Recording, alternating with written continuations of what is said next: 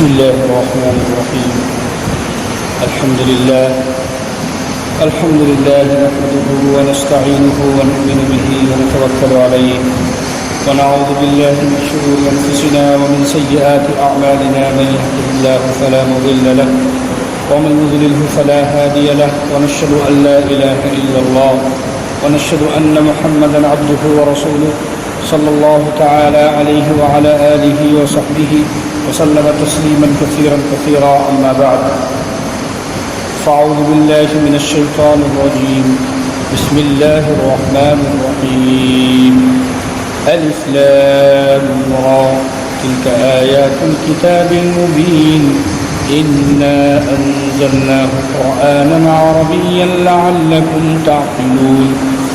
نحن نقص عليك أحسن القصص بما أوحينا إليك هذا القرآن وإن كنت من قبله لمن الغافلين. إذ قال يوسف لأبيه يا أبت إني رأيت 11 كوكبا والشمس والقمر رأيتهم لي ساجدين. قال يا بني لا تقصص رؤياك على إخوتك فيكيدوا لك كيدا إن الشيطان للإنسان عدو مبين. وكذلك يجتبيك ربك ويعلمك من تأويل الأحاديث ويتم نعمته عليك وعلى آل يعقوب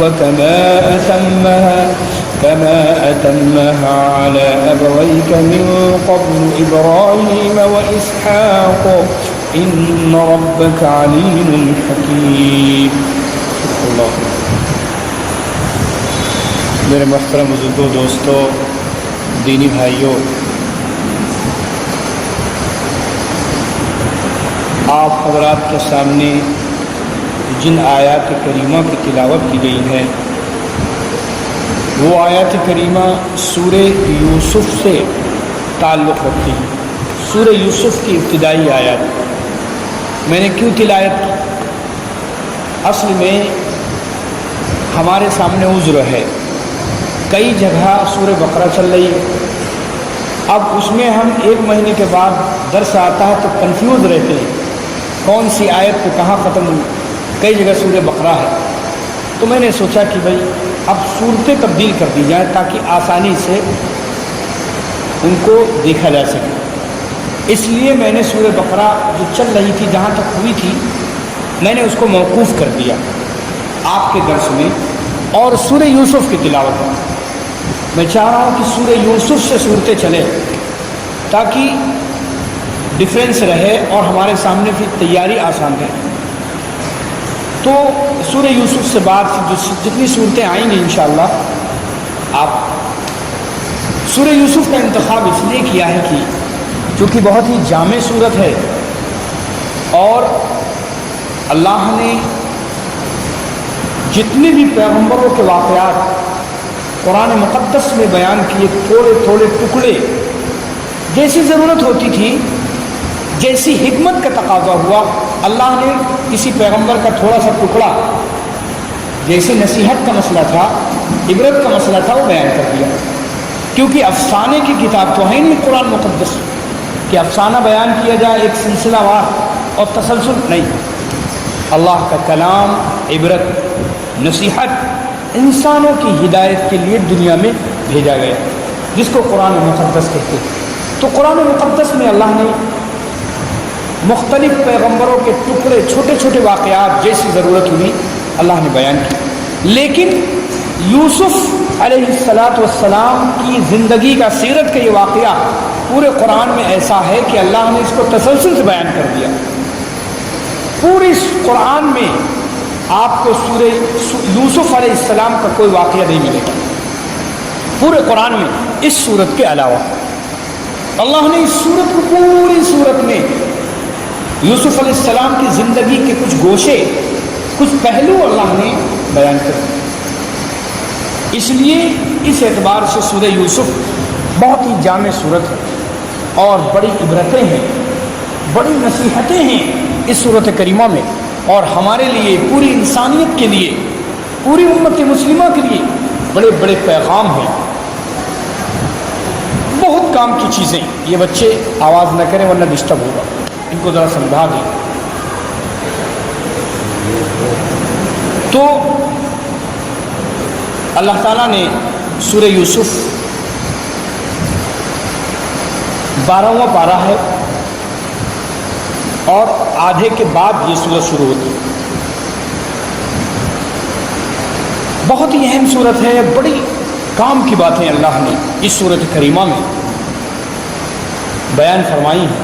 ہمیں چاہیے کہ ہم آج جو مجمع ماشاء اللہ ہے، بہت خوشی ہوئی، آپ حضرات کی محنت ہوئی، قرآن کریم کی محبت میں یہ قرآن کریم کے شہدائی چلے آئے، اور اصل یہ اللہ کی محبت ہے، اللہ کا کلام ہے، تو اللہ کے کلام سے محبت کا مطلب ہے اللہ سے محبت،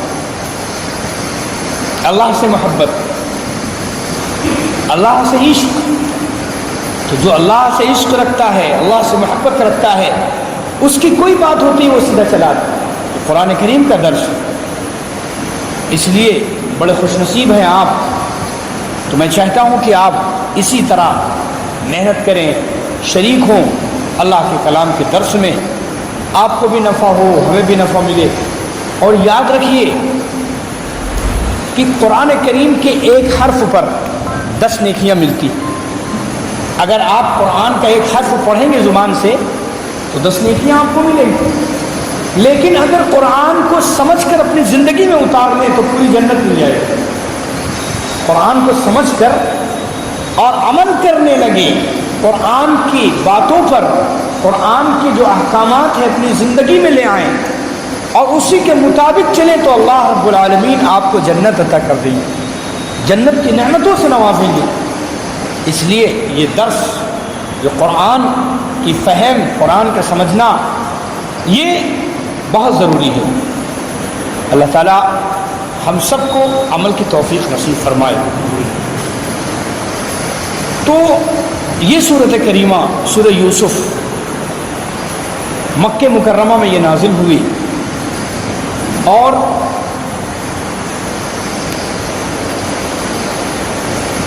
اس کی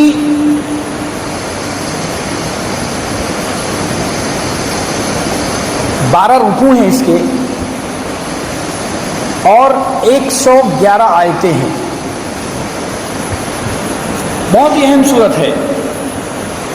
اللہ تعالیٰ نے اس صورت کی جو شروعات کی ہے وہ الف لام را، اس کے معنی اللہ کو معلوم ہے۔ پھر اللہ نے فرمایا کہ تلک آیات الکتاب المبین، یہ واضح کتاب کی کچھ آیتیں ہیں جو آپ کو سنائی جا رہی ہیں، اللہ کی واضح کتاب قرآن کریم۔ انا انزلناہ قرآنا عربیا لعلکم تعقلون، ہم نے اس قرآن کو اتارا ہے عربی زبان میں، قرآنا عربیا لعلکم تعقلون، تاکہ تم سمجھو۔ اب قرآن کہاں نازل ہو رہا ہے؟ مکے یا مدینے میں؟ عرب میں نازل ہو رہا، اور عرب والوں کی زبان کون سی ہے؟ عربی تھی، اس لیے عربی زبان میں، ان کی زبان میں قرآن کو نازل کیا تاکہ وہ سمجھیں اور پوری انسانیت کو سمجھائیں۔ اور صحابہ نے اس کو سمجھا، اللہ کے پیغمبر کے جیالوں نے، صحابہ نے اس کو سمجھایا اور اپنے بعد والوں کو سمجھا اور بعد والوں کو سمجھایا۔ یہ سلسلہ ایک کڑی سے کڑی جلی چلی آ رہی ہے آج تک اور قیامت تک۔ قرآن عرب میں نازل ہو رہا، عربی زبان میں ہے، زید پور کی زبان میں نہیں ہے، اردو زبان میں نہیں ہے، عربی زبان میں ہے، اور ہم اس کی تلاوت کر رہے ہیں، اس کو سمجھا رہے ہیں۔ یہ اس کریم آقا کا فضل، اس کی عنایات ہیں، اور یہ رسول پاک صلی اللہ علیہ وسلم اور آپ کے صحابہ کی محنت ہے کہ آج ہندوستان اور پوری دنیا میں اس کو پڑھا اور سمجھایا جا رہا ہے۔ نازل ہوا عرب میں، عربی زبان میں۔ یہ اللہ کے کلام کی خصوصیت ہے، اس کی حقانیت ہے کہ آج قرآن عربی زبان میں، لیکن سمجھانے والے ہر زبان میں ملیں گے۔ قرآن. کسی کتاب پر اتنی محنت نہیں ہے، اتنی نہیں ہے، اور کوئی کتاب کامیاب نہیں ہے قرآن مقدس کے علاوہ. اس لیے اللہ نے بے شمار اس کی یاد کرنے والے، پڑھنے والے، سمجھانے والے، مسئلہ بتانے والے اس سب پیدا کر دیے. آج اس کو جھٹلایا نہیں جا سکتا. یہ وہ کتاب ہے. اس لیے فرمایا کہ اے عربی، عرب لوگ، آپ اس کو سمجھیں نبی کی زبان، نبی کے ساتھ مل کر، اور نبی سے سمجھیں اور آگے ان کو سمجھائیں. اس لیے عربی زبان میں اتاری گئی. میرے دوستو یاد رکھو، پوری دنیا میں دو زبانیں زیادہ چل رہی ہیں. آج بھی انٹرنیشنل زبانوں میں دو زبانیں آ گئی، ایک عربی، دوسرے انگلش. پوری دنیا کا آپ دورہ کریں تو آپ کو دو زبانیں ملیں گی زیادہ، عربی یا انگلش. عربی یا انگلش، دو زبانیں. اور پھر انگلش تو دنیا تک ہے، لیکن عربی کہاں تک ہے؟ آخرت. جیسے انسان مرتا ہے، قبر میں جاتا ہے، اس کی زبان عربی. حشر کے میدان میں سارے انسانیت کی زبان عربی. اور اس کے بعد جب ان کے لیے فیصلہ ہوگا جنت و جہنم کا، تو جنت و جہنم میں بھی وہ عربی بولیں گے. اللہ ہم سب کی جہنم سے حفاظت فرمائے. جنت کی زبان عربی، اور کوئی زبان نہیں ہوگی. اللہ کی زبان، اللہ تعالیٰ کے کلام کی زبان عربی ہے، قرآن کریم کی. اس کے آخری نبی امام الانبیاء جناب محمد رسول اللہ صلی اللہ علیہ وسلم کی زبان عربی، سارے صحابہ کی زبان عربی. آپ کیا لیں گے؟ سب کچھ تو عربی. کتنی خصوصیات اس زبان کو حاصل ہے.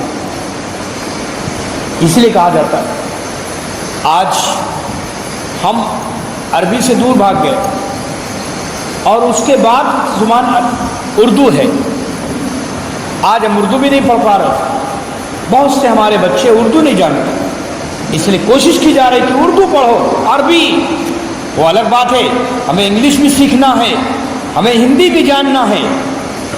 یہ سب زبانیں اللہ کی پیدا کی ہوئی ہیں، ہمیں جاننا سب ہے، لیکن ہماری جو اصل زبانیں ہیں وہ عربی اور اردو ہیں. پورا دین اسی میں آ گیا. پورا دین عربی میں تھا، وہ اب نقل کر کے اردو میں آ رہا ہے، لیکن قرآن عربی ہی میں رہے گا ہمیشہ. اس لیے ہمیں چاہیے کہ ہم قرآن کریم سے خوب جڑیں. اپنے بچوں کو اردو انگلش جہاں پڑھا رہے ہیں ٹھیک ہے، ہندی پڑھا رہے ہیں ٹھیک ہے، لیکن ہم اردو اور عربی سے محروم نہ کریں. ہماری زندگی سے تعلق ہے اس کا، مرنے جینے سے اس کا تعلق ہے زبان کا. اس لیے محروم نہ کریں بچوں کو. اللہ نے فرمایا کہ نحن نقص علیک احسن القصص، اے پیغمبر ہم آپ کو سنائیں گے بہترین قصہ. امام الانبیاء جناب محمد رسول اللہ صلی اللہ علیہ وآلہ وسلم درود شریف پڑھ لیں. اللہم صلی علی سیدنا و نبینا محمد وعلی آلہ وصحبہ اجمعین. حضور پاک صلی اللہ علیہ وسلم سے کہا جا رہا ہے، کیا کہا جا رہا ہے کہ اے پیغمبر آپ کو ہم قصہ سنا رہے ہیں، بہترین قصہ، احسن القصص بما اوحینا الیک، اس وجہ سے کہ ہم نے یہ قصہ، ہم نے آپ کی طرف وہی بھیجی، یہ قرآن بھیجا ہے. وَإِن كُنْتَ مِن قَبْلِهِ لَمِنَ الْغَافِلِينَ، اور اس سے پہلے آپ قرآن سے بے خبر تھے. حضرت یوسف علیہ السلام کے واقعے سے بے خبر تھے. اور صحیح بات ہے، اللہ نے جو بتلایا تو آپ کو معلوم ہو گیا. پتہ یہ چلا کہ اللہ کے پیغمبر ہمارے آقا جناب محمد رسول اللہ صلی اللہ علیہ وسلم عالم الغیب نہیں ہیں. اللہ جو بتا رہا ہے وہ جانیں گے آپ. ہاں، جو اللہ نے بتایا ہے وہی آپ کو معلوم. اس لیے اللہ فرما رہا ہے وَإِن كُنْتَ مِن قَبْلِهِ لَمِنَ الْغَافِلِينَ، آپ اس سے پہلے بے خبر تھے، نہیں معلوم تھا. میرے آقا پڑھے لکھے بھی نہیں تھے، امی تھے، کسی استاد نہیں تھا آپ کا کوئی، کسی استاد سے میرے آقا نے نہیں پڑھا. کوئی تاریخی کتاب، کوئی اتہاسک کتاب، کوئی استاد آپ کا یہودی نصرانی ہو، نہیں، آپ کو اگر کسی نے پڑھایا ہے تو میرے اللہ کی ذات ہے، جبرائیل کے ذریعے پڑھائے گئے، آپ کو علم ملا جبرائیل کے ذریعے اللہ کی طرف سے براہ راست، بس اس لیے یہ مکہ والے، یہ قریش کے لوگ، یہ یہود و نصارہ آپ پر الزام لگاتے تھے کہ آپ قرآن بنا لاتے ہیں اپنی زبان سے۔ اللہ نے سورہ یوسف اور اسی طرح پورا قرآن میں فرمایا کہ پیغمبر کا کلام نہیں ہے، پیغمبر تو امی ہیں، وہ کہاں سے بنا کر لائیں گے؟ ان کو کوئی اصول و ضابطہ نہیں معلوم کہ کیسے بنائیں گے؟ نہیں، یہ اللہ کا کلام۔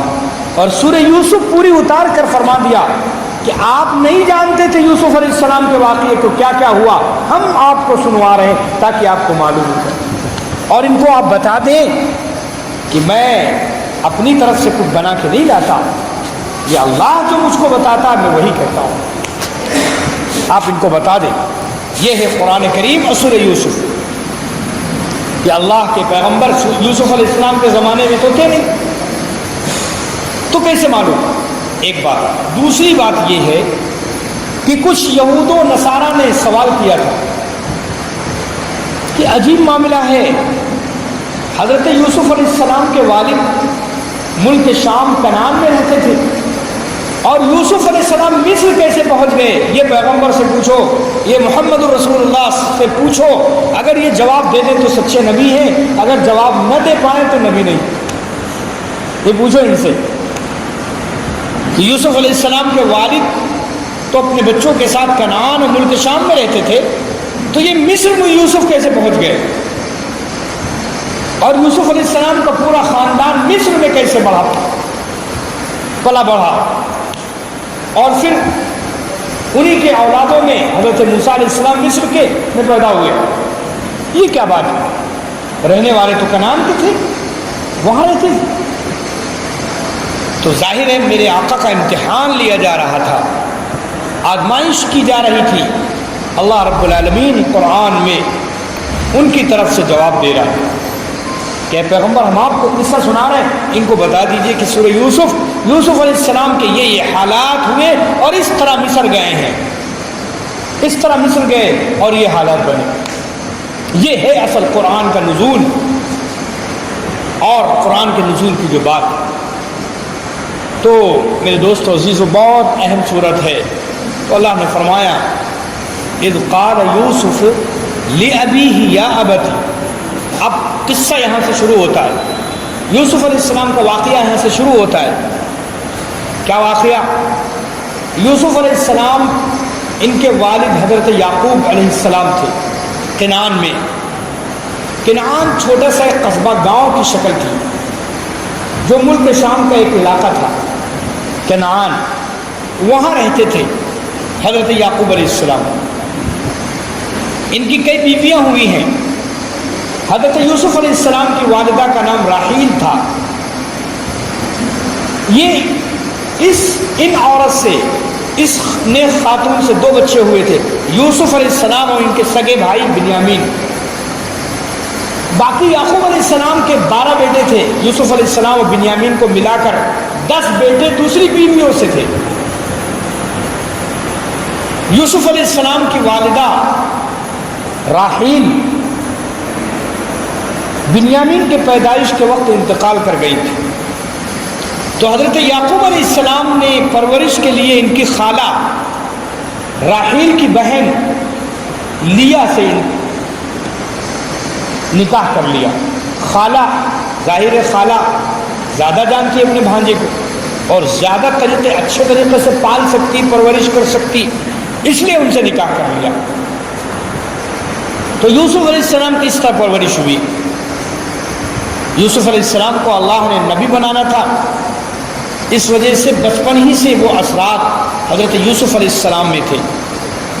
11 سال کی عمر سے ہی نبوت کے آثار ظاہر ہونا شروع ہوئے تھے۔ 12 سال کے حضرت یوسف علیہ السلام ہوئے تو یہ خواب دیکھا۔ ایک دن سو رہے تھے، خواب دیکھا۔ کیا خواب دیکھا؟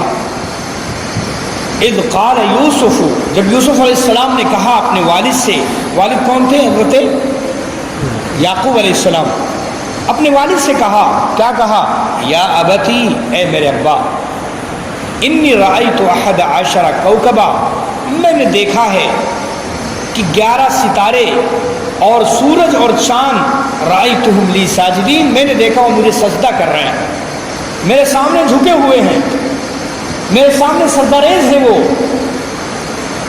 تو یعقوب علیہ السلام نے جب یہ سنا تو کہا، قال یا بنیا، اے میرے بیٹے، لا تقصص رؤیاک علی اخوتک، دیکھو اپنا واقعہ، اپنا خواب اپنے بھائیوں کو نہ بتانا، فیکیدوا لک کیدا، وہ تمہارے ساتھ کوئی خاص تدبیر کریں گے، وہ بھائی تمہارے ساتھ خاص تدبیر کریں گے، اور ان الشیطان للانسان عدو مبین، شیطان تو انسان کا کھلا ہوا دشمن ہے۔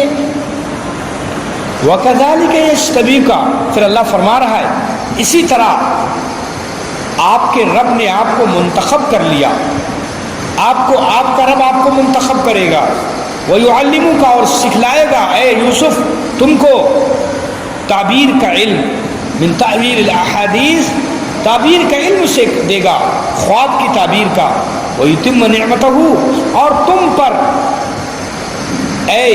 اور یعقوب کے خاندان پر اپنا انعام کامل کرے گا، کما اتمہا، جیسا کہ تمہارے دادا یعنی ابراہیم اور اسحاق علیہ السلام پر اپنا انعام مکمل کر چکا ہے۔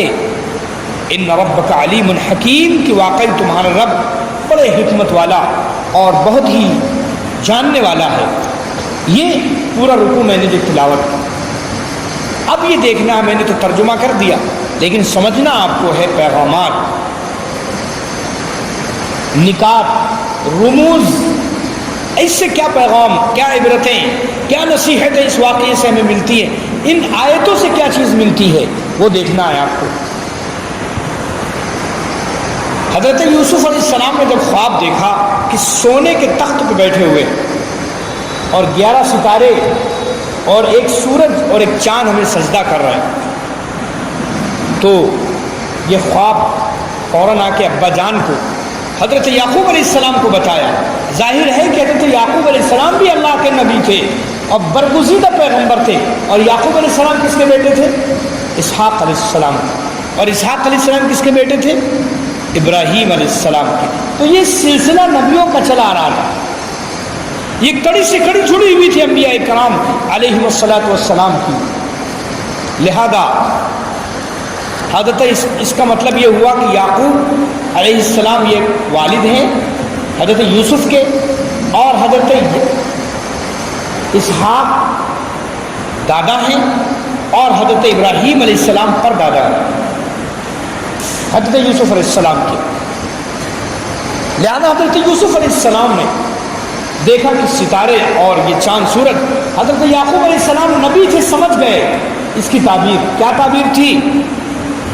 ایک وقت آئے گا اے یوسف، تم اتنے بڑے ہوگے، اتنے بڑے عظیم انسان بنو گے، نبوت سے اللہ تمہیں سرفراز کرے گا، اور ایک وقت آئے گا کہ تمہارے 11 بھائی بنیامین کو ملا کر وہ، اور سورج و چاند سے مراد تمہارے ماں باپ، تمہیں ایک دن آئے گا کہ تمہارے سامنے جھکیں گے، سجدہ کریں گے یا جھکیں گے۔ اس شریعت میں یہ جائز تھا، ان کی شریعت میں یہ تعبیر کس کی تھی؟ میرے دوست عزیزو، یہ جب خواب دیکھا اور اس کے بعد یعقوب علیہ السلام کو بتایا تو یعقوب علیہ السلام سمجھ گئے اور کہا کہ ایک بات دیکھو، یہ خواب بھائیوں کو مت بتانا، کیونکہ بھائیوں کو بتانے سے یہ ہوگا کہ تم سے جلنے لگیں گے، تم سے حسد کرنے لگیں گے۔ لہذا میرے دوست عزیزو، یعقوب علیہ السلام کی یہ نصیحت تھی حضرت یوسف کو، یہ بتانا نہیں۔ 12 سال کے حضرت یوسف ہیں، تو یہ خواب علماء نے لکھا ہے کہ ایک خاتون وہاں تھی، ان کی اور بیویوں میں سے، وہ سن گئی اور انہوں نے جا کر ان 10 بھائیوں سے بتا دیا وہ خواب۔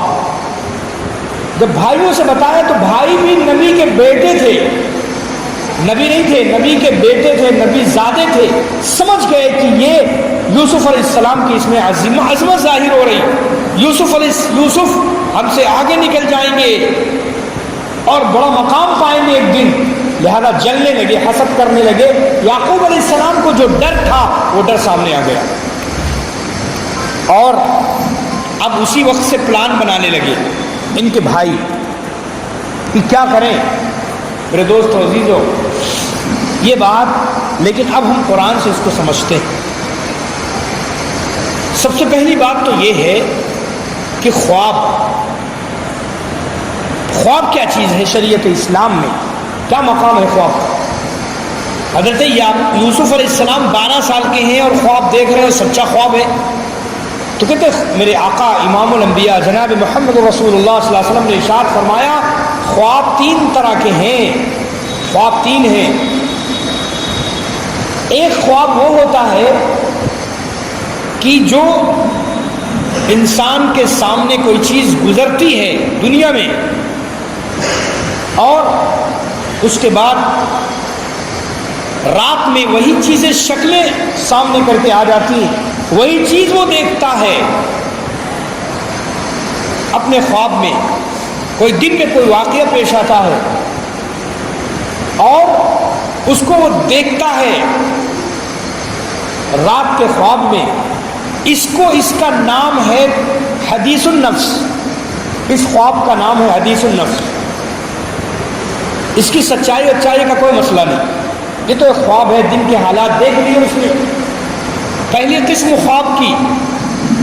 دوسری قسم خواب کی ہے کہ کوئی انسان سوئے اور شیطانی وسوسے، شیطانی اس پر حملے ہوں اور اس کی وجہ سے کوئی خوشی یا ڈر کا خواب دیکھے تو اس کے بعد وہ اٹھنے کے بعد پریشان ہو۔ کہتے ہیں یہ خواب تصویر الشیاطین ہے، تصویر الشیاطین، اس کی بھی کوئی حقیقت نہیں۔ اور تیسرا خواب ہے جس کو کہتے ہیں تعبیر رؤیا صادقہ، سچا خواب۔ کوئی انسان اپنی بزرگی اور پرہیزگاری کی وجہ سے اللہ سے قرب کی بنا پر، پاکی اور تقوی کے بنا پر رات میں کچھ چیزیں دیکھے اور الہام اس کو دل میں ہو، اچھا انسان تھا، سچا انسان تھا، اس نے وہ دیکھا ہے خواب، تو اس کو کہتے ہیں الہام اور رؤیا صادقہ، سچا خواب۔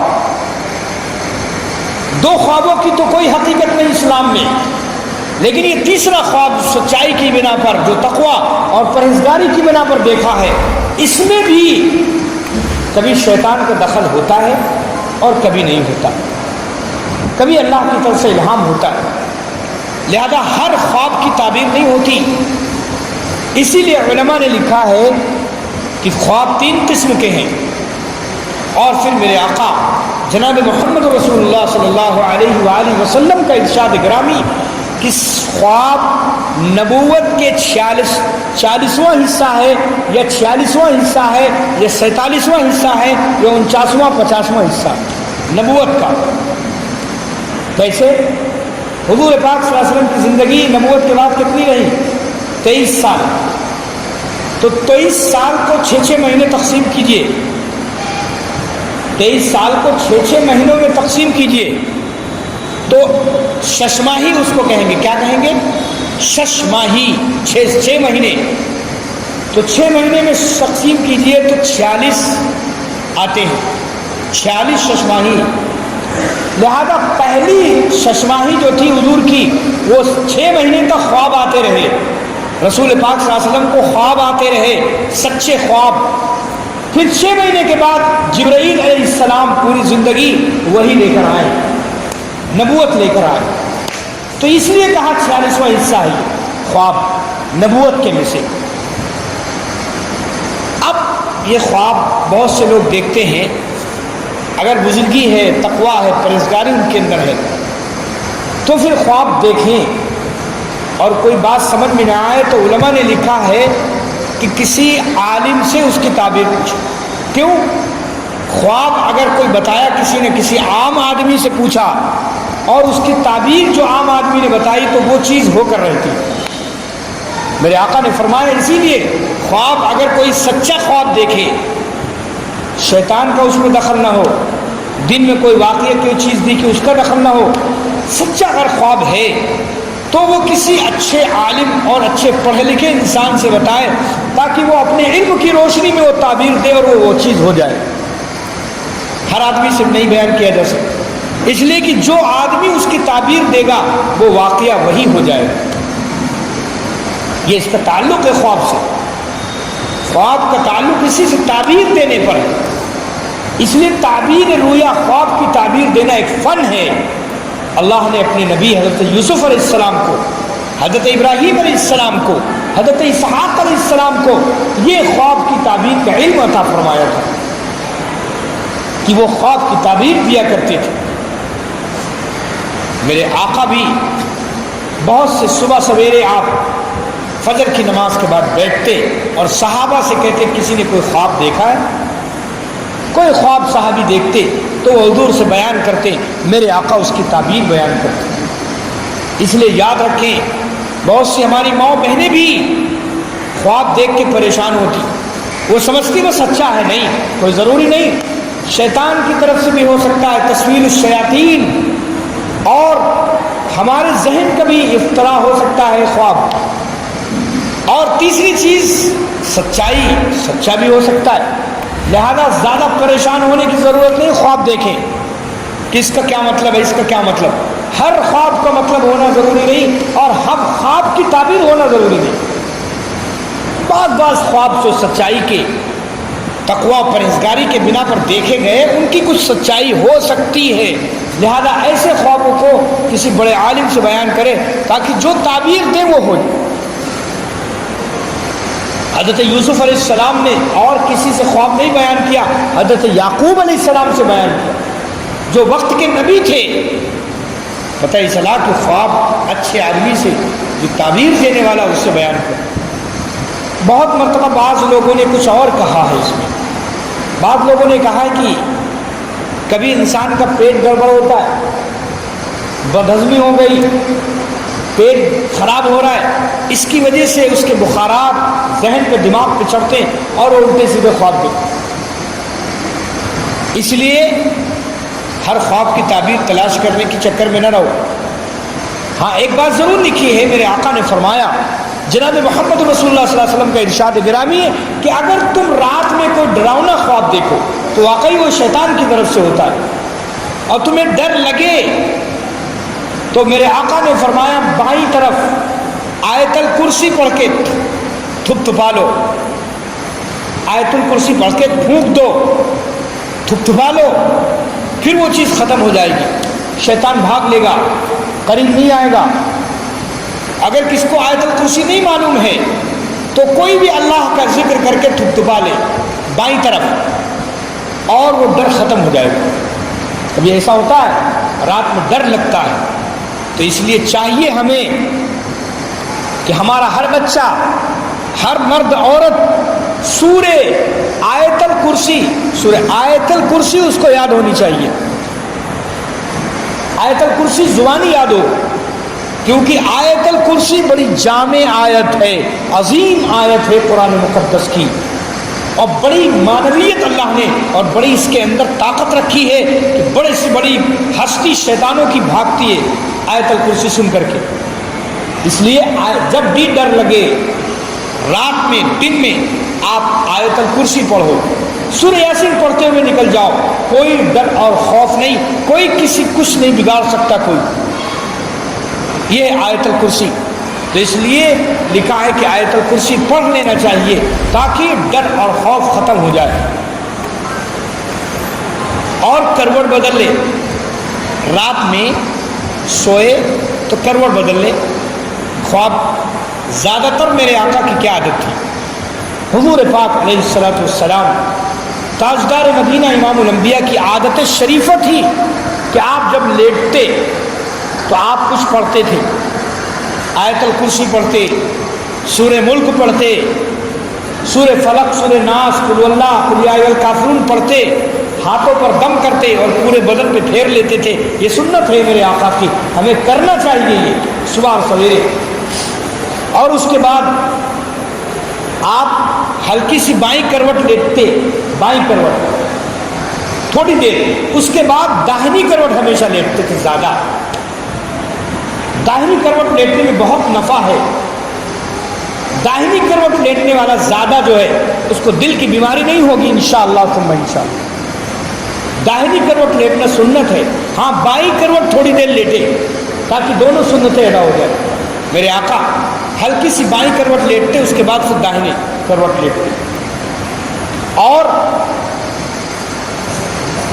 جلدی سونا چاہیے, رات میں جلدی سوئے تاکہ صبح کی جو ہوا ہے, صبح کی جو انرجی ہے, صبح کی جو اللہ کی دی ہوئی طاقت ہے وہ انسان حاصل کر سکے.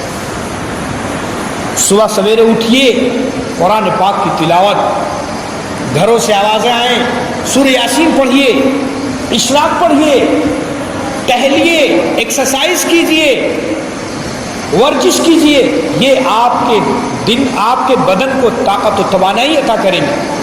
آپ بیمار نہیں ہوں گے جلدی. یہ آقا کی سنت ہے, رسول پاک اور صحابہ کا یہ عمل ہے. اس لیے جلدی سونے کی عادت. ہمارا حال یہ ہے, آج بڑی راتیں ہیں, لمبی راتیں شروع ہو گئی, پھر بھی فجر کی نماز میں چند لوگ ہیں. یہ کہاں چلے گئے؟ مسجد بھری ہونی چاہیے, نیند تو پوری ہو جاتی ہے. نہیں, نیند نہیں پوری ہوتی, اس لیے کہ روٹین سونے کا وہی ہے جو چھوٹی راتوں میں تھا. 12 بجے 1 بجے سونا اور پھر فجر میں کیسے اٹھیں گے؟ اس لیے اپنا روٹین چینج کیجئے. اللہ کے واسطے اپنی زندگی پر رحم کیجئے, اپنی صحت کو دیکھیے اور آپ جلدی سو جائیے. زیادہ موبائلوں کے چکر میں مت پڑیے. یہ موبائل اور یہ لمبی, یہ رات میں دیر تک موبائل کو دیکھنا, یہ انتہائی نقصان دہ ہے اور مضر اور ہانی کارک ہے. زہر ہے, زہر آپ کو کھا جائے گا. یہ زیادہ لمبی رات تک دیکھنا موبائل کو, یہ پوری انسانیت کو لے ڈوبے گا. یہ امت مسلمہ کے لیے زہر ہے. زیادہ دیر تک, رات تک موبائل کا استعمال کرنا, آنکھوں کی روشنی, دماغ کا ہلکا پن, ساری انرجی لے رہی ہے آپ کا موبائل لے رہا ہے. اور آپ کو پتہ نہیں, نقصان ہے آپ کا, نقصان, فائدہ نہیں ہے. اور موبائل میں کیا دیکھتے, ادھر میسج, ادھر میسج, ادھر کیا, یہی چلتا رہتا ہے جس کو کہتے ہیں منورنجن. میرے دوستو, ہماری صحت سے اچھا منورنجن نہیں ہے. ہمارے دل و دماغ اچھا رہے, ہماری صحت اچھی رہے, ہمیں انرجی و طاقت ملے, ہم طاقت و قوت والے ہوں, ہم اب اللہ کے, ہم اپنے اللہ کو راضی کرنے والے ہوں, ہمیں یہ زیادہ اچھا ہے. موبائل اچھا نہیں. موبائل کا ضرورت کے وقت استعمال. جلدی سونے کی عادت ڈالیے, پھینکیے کنارے, سائلنٹ کیجیے, سوئچ آف کیجیے اور سو جائیے 9 بجے تک, 9:30 بجے, 10 بجے بس. اور ادھر جلدی 4 بجے اٹھیے, اللہ کے سامنے کھڑے ہو جائیے, تہجد پڑھیے, اللہ کے سامنے روئیے, گڑ گڑائیے, پوری انسانیت کے لیے دعا کیجیے اور خاص طور سے امت مسلمہ کے لیے دعا کیجیے. میرے آقا نے فرمایا تہجد یہ صالحین کا طریقہ ہے, سارے انبیاء کا طریقہ ہے تہجد پڑھنا, صبح سویرے جلدی اٹھنا اور اپنے مولا کو, اپنے اللہ کو راضی کرنا. یہ سارے انبیاء کا طریقہ ہے. اللہ نے آج وقت دیا, ہمیں لمبی راتیں دے دی. اگر اس میں ہم اپنے اللہ کو راضی نہ کر پائے اور نہ لے پائے تو کیا ہوگا؟ میرے دوستو, ذرا تاریخ پڑھو, اتہاس پڑھو انبیاء کا. میرے آقا کی, صحابہ کی عادت تھی صبح سویرے اٹھنے کی. جلدی سوئیں آپ اور جلدی اٹھیں, الارم لگائیں. اور اس کے بعد تو میں یہ عرض کر رہا تھا کہ ایک خواب کی جو قسمیں بتائیں, خواب اگر کوئی دیکھے, سچا دیکھے خواب, تو اس کی تعبیر ہر کسی سے نہ بتائے, کسی عالم سے پوچھے, ورنہ اس کو چھوڑ دے, اس کے چکر میں نہ پڑے. تو حضرت یوسف علیہ السلام نے خواب دیکھا اور اپنے والد یعقوب علیہ السلام سے بتایا. تو یعقوب علیہ السلام نے کیا کہا کہ اے بیٹا اپنے بھائیوں سے نہ بتانا, کیونکہ بھائی نبی نہیں ہیں. نبی تو معصوم ہوتا ہے، بھائی نبی زیادہ ہیں، نبی نہیں ہیں، 10-11 بھائی، اور اس لیے کہ نبی تو ہے نہیں، معصوم تو ہے نہیں۔ اب تمہاری فضیلت سمجھیں گے اس میں، جب تم یہ بتاؤ گے تو کہیں گے کہ یوسف تو چھوٹا ہم سب سے اور یہ بہت آگے جا رہا، لہذا اس کی ٹانگ کھینچو۔ یہ تو ہمیشہ سے چلا رہا کہ جو آگے جا رہا اس کی ٹانگیں کھینچو، یہ آگے کیوں جا رہا؟ ہماری بھی صفت یہی ہے میرے دوستو، ہماری بھی صفت، اللہ ہم سب کو معاف کرے۔ ہمارا بھائی کیوں آگے جا رہا ہے، کیوں ترقی کر رہا ہے، کیوں کھا رہا ہے، کما رہا ہے؟ یہ نہ ہونا چاہیے، وہ فقیر رہے، وہ بیکار رہے۔ اس لیے آج ہم اس کے اوپر تانا کستے ہیں، اس کی ترقی ہمیں دیکھی نہیں جا رہی۔ یوسف علیہ السلام کی ترقی ان کے بھائیوں کو نہیں دیکھی جا رہی، اس لیے یعقوب علیہ السلام نے منع کر دیا تھا کہ بھائیوں کو مت بتانا۔ اس لیے اس بات سے یہ بات معلوم ہو گئی کہ کسی آدمی کو بتانا کسی آدمی کے شر کے بارے میں یہ غیبت نہیں۔ اگر کوئی شریر ہے، مثال کے طور پر شیر کھڑا ہوا ہے گلی میں، اور آپ کسی سے کہیں کہ گلی میں شیر ہے وہاں نہ جانا ورنہ تمہاری جان کا خطرہ ہے، یہ شیر کی غیبت نہیں ہوگی، کیونکہ آپ شیر کے شر سے بچانا چاہتے ہیں اس کو۔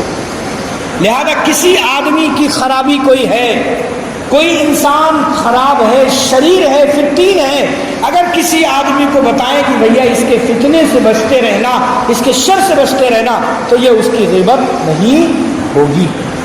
حضرت یعقوب علیہ السلام نے کہا بیٹا اپنے بھائیوں سے نہ بتا، خطرہ ہے اس میں۔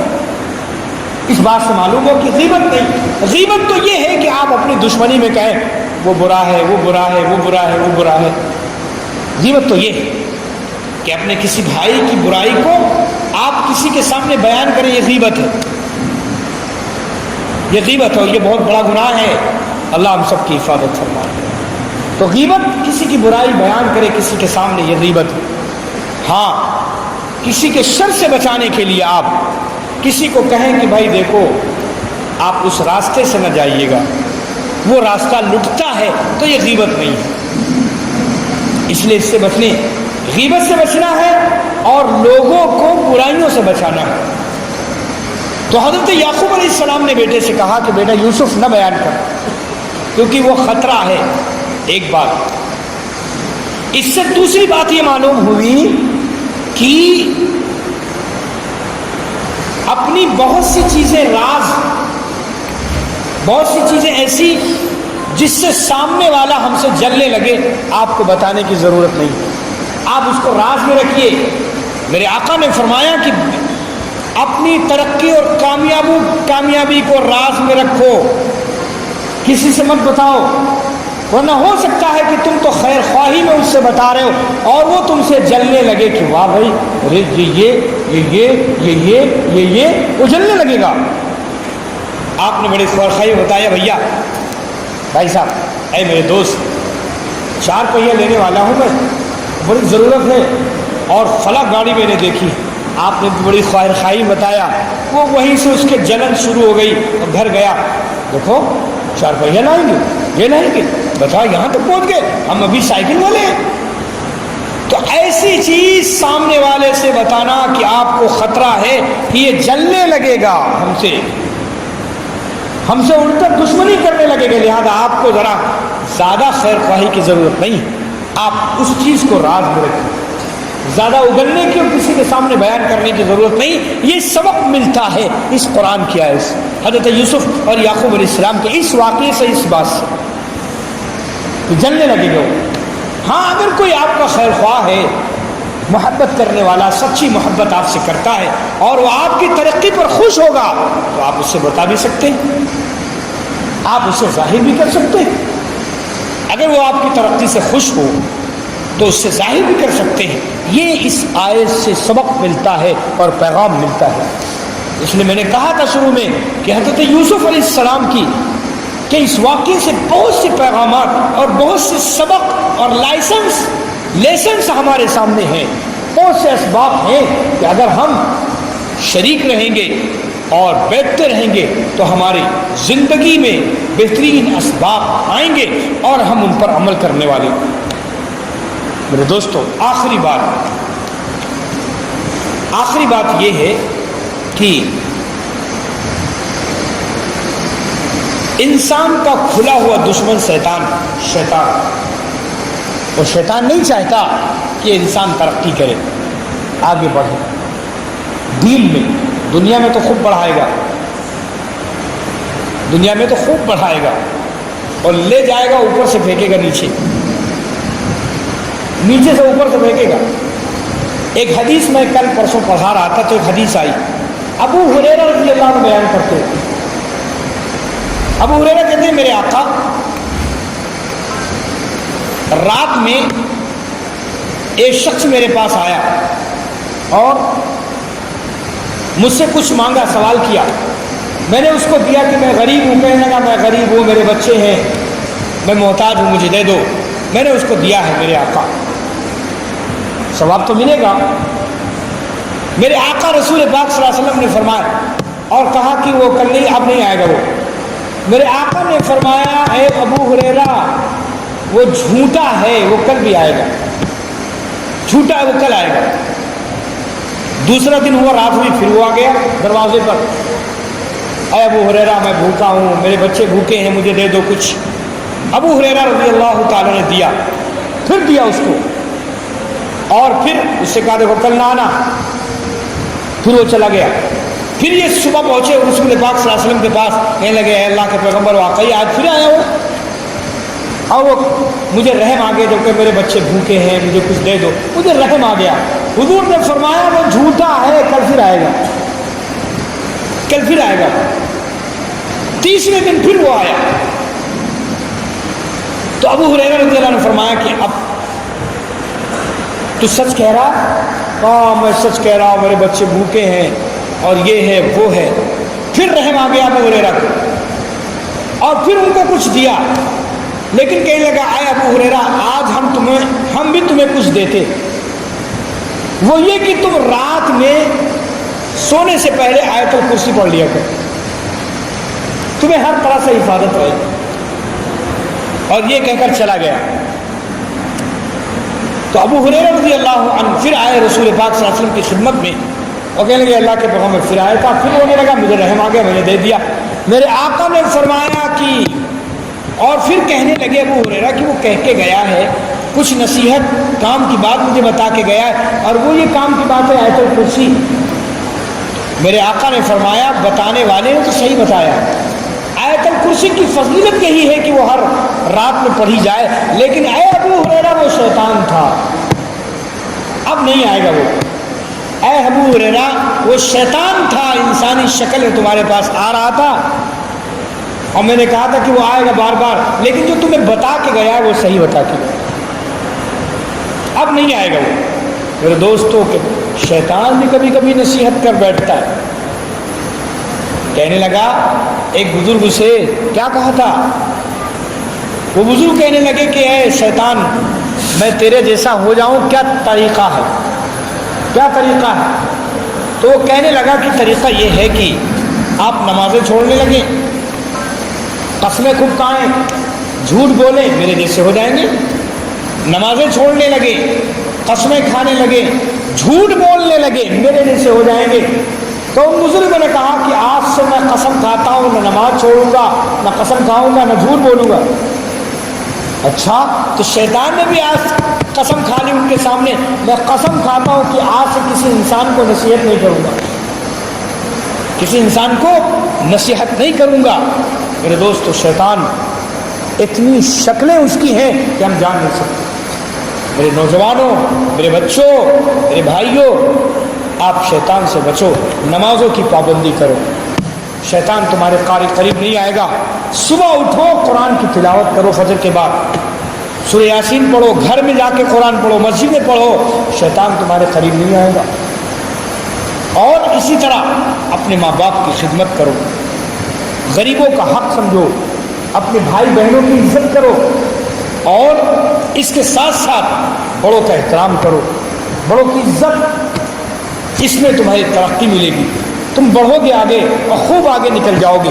محنت سے کام کرو، حلال روزی کمانے کی کوشش کرو، حرام سے دور رہو، شراب، بدکاری، زنا، موبائل کی گندی چیزوں سے دور رہو، موبائل ضرورت کی چیزیں ضرورت تک رکھو، جلدی سونے کی عادت ڈالو۔ یہ ساری ایسی چیز ہیں جو انبیاء کی سنتیں ہیں، میرے آقا صحابہ کا یہ عمل تھا، ہم اس پہ آئیں گے تو انشاءاللہ ہمیں ترقی ملے گی۔